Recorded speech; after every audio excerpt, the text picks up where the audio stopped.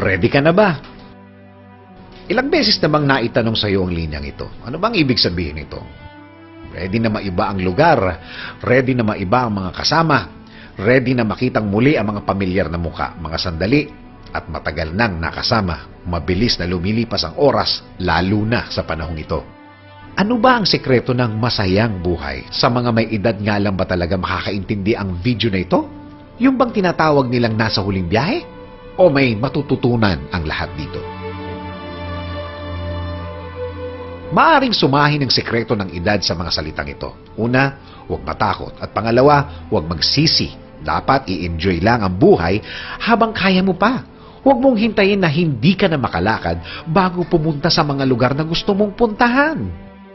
May mga matatanda akong nakausap. Isa sa mga regrets nila sa buhay ay ang hindi nila pagpunta sa mga lugar noong kaya pa nilang lumakad. Basta pwedeng puntahan, sige puntahan mo. Kapag may nagyaya, sige, sama lang.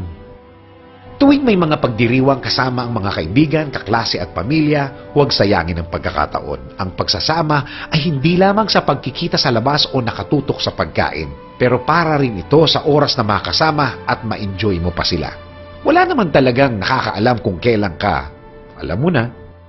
Kung may pera ka sa bangko, huwag maghinayang kung kailan ito gagastusin. Gastusin mo ito para sa iyong sarili.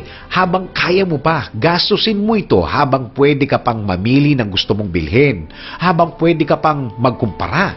Baka nga ang pera mo sa bangko ay hindi na sayo kung wala ng oras. O kaya, kung hindi ka na makabiyahe, baka kahit mag-ready, hindi mo na magawa. Kung gusto mong kumain, huwag pigilan ang iyong sarili at magpakasaya. Kumain ng mga masustansyang pagkain. Kung gusto mong kumain ng mga pagkain hindi maganda sa kalusugan, hindi rin naman masamang tumikim. Basta't hinay-hinay lang. Sabi ko nga, kung ang pag-aalala ay nakakagamot sa iyong sakit, sige, mag-alala ka. Kung ang pag-aalala ay makakatulong para humaba ang iyong problema, hala, mag-alala ka. Kung ang pag-aalala ay makakapagpaligaya sa iyo, hala, mag-alala ka. Huwag malungkot kung ikaw ay may sakit, kundi harapin ito ng may positibong pananaw sa buhay. Lahat naman ay dumadaan sa karamdaman.